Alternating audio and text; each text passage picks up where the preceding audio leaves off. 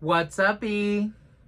Okay, so today we are discussing my October reading wrap-up. Yeah. So anyway, enough about that. Here are the books I read. And one on my Kindle. So let's get to it. First book I finished was The Celebrants by Stephen Rowley. Or Rowley, I think it is. I don't know. I listened to the audiobook and they said, but I don't remember exactly. But this book was good. It took me a long time to finish because I went through that little like manic episode thing. And yeah, I started that in the middle of it. So it took me a while, but I had 50 pages left and I finished that on the first day of October. This was good. I liked it. It reminded me of the movie It's My Party with Margaret Cho. I don't know if you've ever seen that movie, but it's a good movie. Go check it out. But don't buy up all the Blu-rays because they're limited edition and I want one. But yeah, so The Celebrants was the first book. Then we have Less is Lost. This is the sequel to the book Less. That actually won a Pulitzer Prize, and I really liked it. I liked the first book better. This seemed unnecessary, but still, like, it was decent. I think I gave it 4 stars. It was decent, yeah. It's by Andrew Sean Greer, and, yeah, it was okay. Then I read Meeting the Shadow on the Spiritual Path, The Dance of Darkness and Light, and Our Search for Awakening by Connie Zeweg. This book was okay. It was suggested to me by my Jungian therapist. He recommended it to kind of go with shadow work and stuff like that.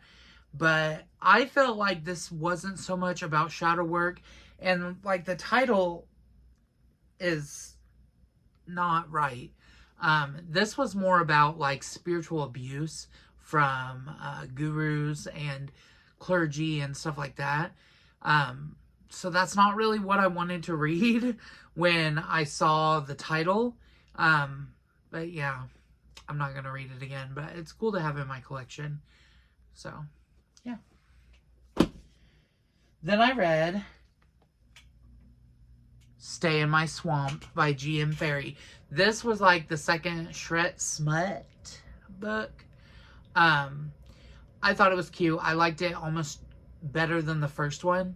And I liked the first one a lot. I think I gave it 5 stars. So I think I gave this 5 stars too. Maybe 4. I don't remember. But yeah, Stay in My Swamp. Then I read a book called How Not to Die Alone by Logan Uri, maybe? I don't know. But this was like a how-to guide on how to navigate the dating scene and apps and kind of give you a better insight into like why you haven't found the right person and stuff. So I thought it was interesting. I think I gave it 4 stars. Yeah, it was good. Then I read Ugly Love by Colleen Hoover, a little coho book. I thoroughly enjoyed this book. I think I gave it 5 stars on Goodreads. It was good and kind of like, it was tragic for sure, because there is a scene that, like, I don't know, the main character just needed therapy. I feel like he could have worked on himself a little more. But then it wouldn't be the book, so you gotta give and take. Okay, and then I read Invisible Monsters by Chuck Palahniuk. This was good. I really enjoyed it. I liked the character of Brandy Alexander, and it was kind of an LGBTQ book as far as like having trans characters and stuff like that. So I thought it was interesting. It was really good. I want to read the book called Invisible Monsters Remix because I guess it's more in line with the author's original vision for the book. So definitely going to check out the remix, but I enjoyed this. I think I gave it 4 or 5 stars. But it was a good, fast, fun read. I want to read more books by this author, including Fight Club, Choke, Lullaby.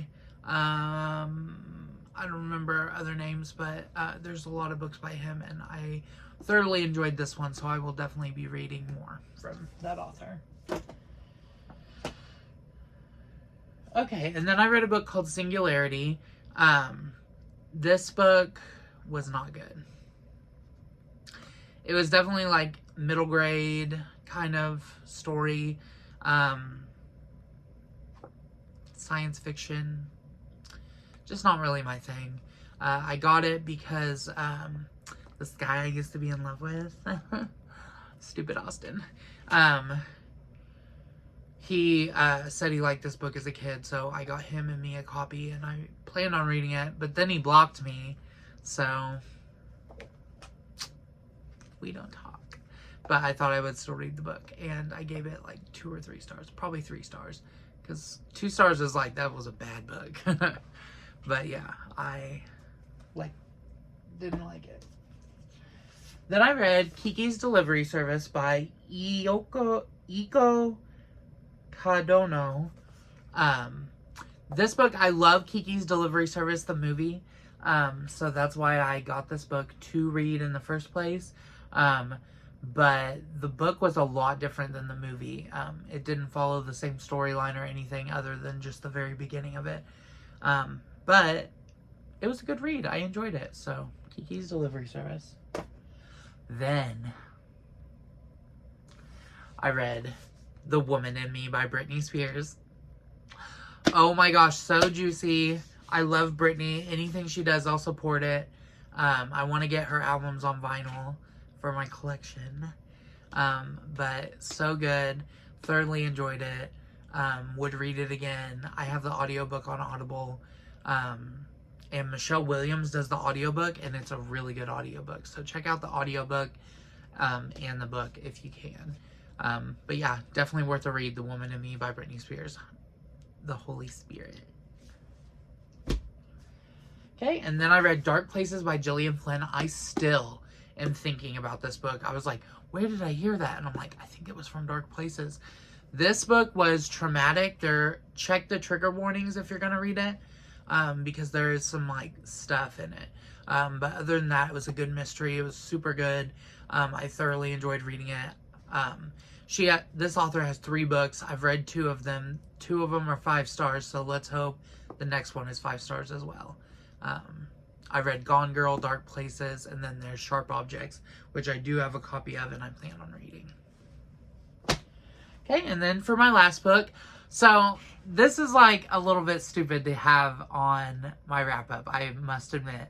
I should be reading adult books, but sometimes, man, you feel nostalgic and you want to read the books you read as a kid. So, I read I Can't Believe I Have to Do This by Jan Alford.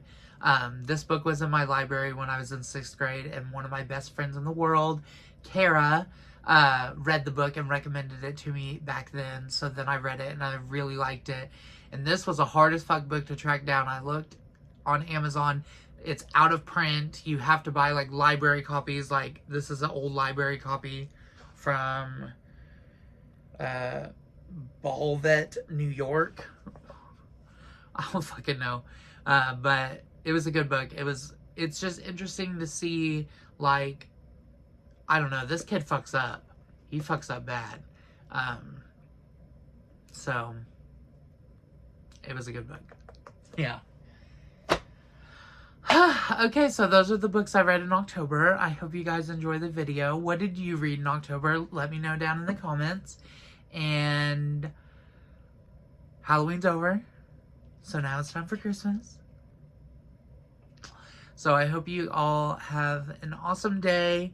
Thank you for watching. Like, comment, share, and subscribe if you could, please. And yeah, thank you for watching and supporting my channel. I really enjoy this channel. I know that during my manic episode, I wasn't super active on here.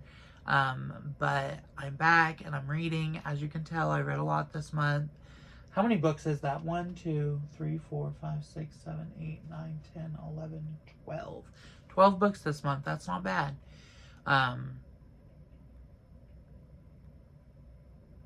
So yeah. thank you for watching. Peace out.